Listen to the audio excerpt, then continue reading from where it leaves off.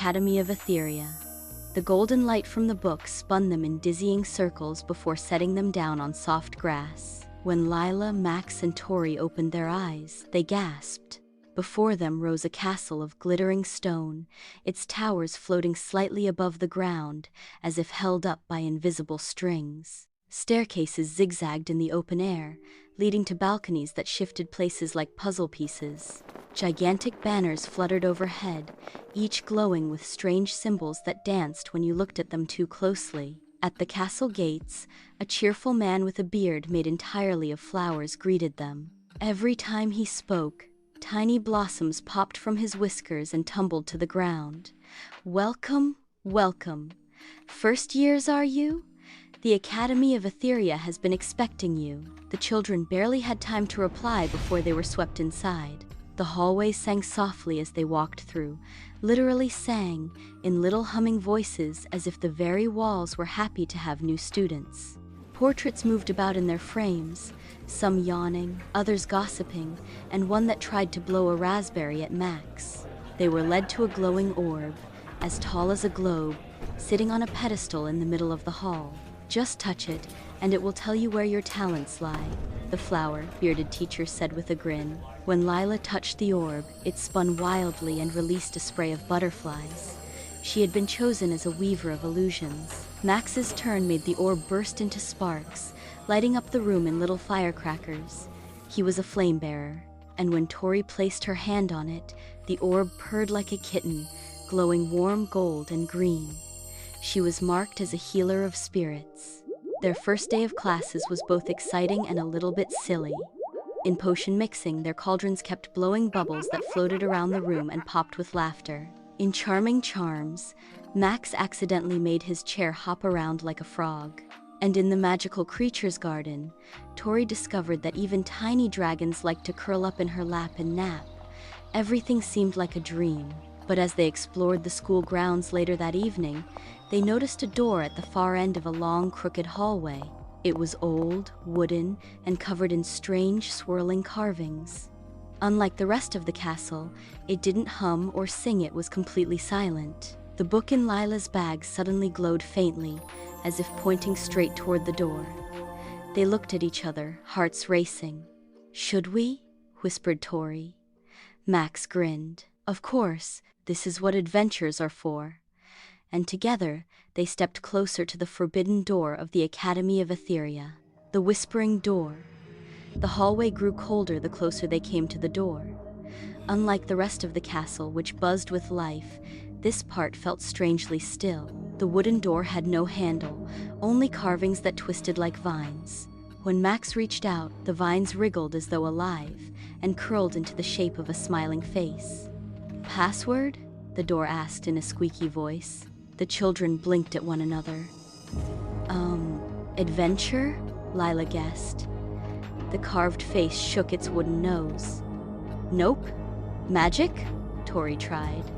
"Close, but not quite." The door giggled. Then, as if it couldn't hold the secret anymore, the door leaned forward on its hinges and whispered, "It's Tickleberry." The children shouted it together, and the door swung open with a creak, revealing a spiral staircase that glowed with blue light. They tiptoed inside, the book in Lila's satchel glowing brighter with each step. At the top of the stairs, they entered a circular room filled with floating objects, quills scribbling in midair, teacups dancing on their saucers, and a giant hat humming to itself. In the middle stood a shimmering mirror, tall and framed with silver. The mirror was unlike any they had seen. Instead of reflecting their faces, it showed strange, moving pictures. Lila saw herself weaving a cloak of pure starlight. Max saw a dragon perched on his shoulder, roaring proudly. Tori saw herself surrounded by animals, both magical and ordinary, who followed her wherever she went. Just then, the flower-bearded teacher appeared behind them with a chuckle. "Ah, I wondered when you'd find this room. Every student does. This mirror doesn't show what you are, it shows what you might become." The children's eyes widened. The teacher winked and added, "But be careful. Dreams are powerful things, and sometimes they like to wander off on their own." As if on cue, The mirror rippled like water, and the shimmering images of their future selves stepped out of the glass, smiling mischievously. "Uh-oh," Max muttered. "I don't think that's supposed to happen." The moment their mirror selves stepped out, chaos began. Lila's reflection twirled gracefully, tossing handfuls of starlight dust into the air. Every speck turned into a giggling firefly that zoomed down the hallway.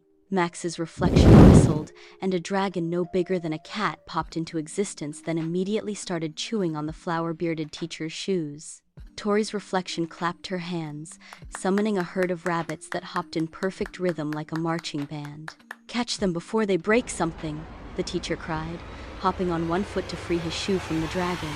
The three friends dashed after their mischievous doubles. Lila lunged for hers, but the reflection slipped away, leaving behind a trail of glitter that made her sneeze. Max tried to grab his dragon-riding self, only to get blasted with a puff of harmless smoke that left his hair sticking straight up.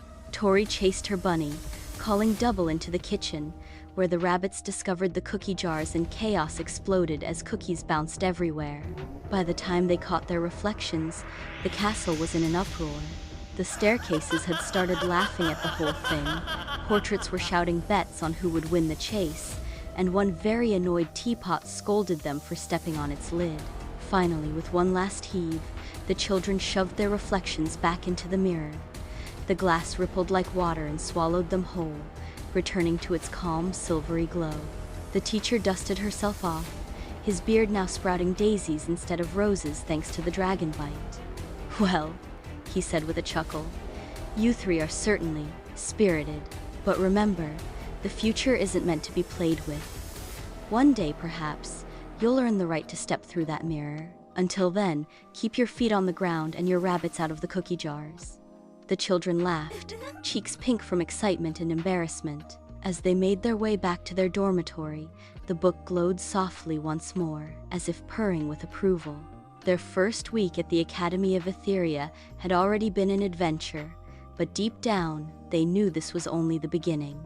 The next morning, the friends woke to the sound of trumpets playing outside their dorm windows. When they peeked out, they saw students zooming through the sky on broomsticks, leaving trails of sparkling smoke behind them.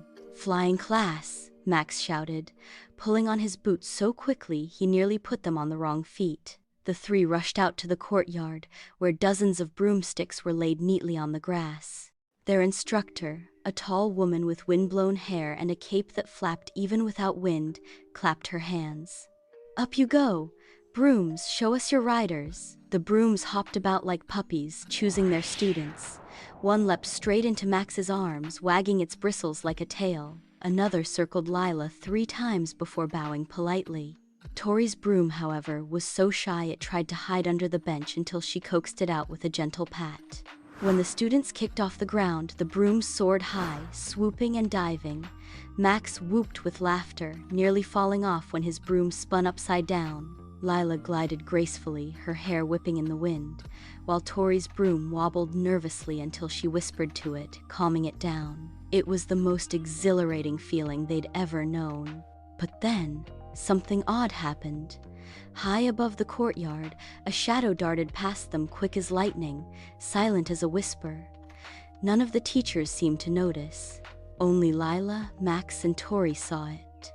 The shadow vanished behind a tower, the same forbidden one where they'd found the mirror. The book in Lila's bag grew warm, almost pulsing. She exchanged a glance with her friends. The fun of flying filled their hearts with joy, but the mystery tugged at them like an invisible string. The Academy of Aetheria was full of wonder, but something was waiting for them in the shadows.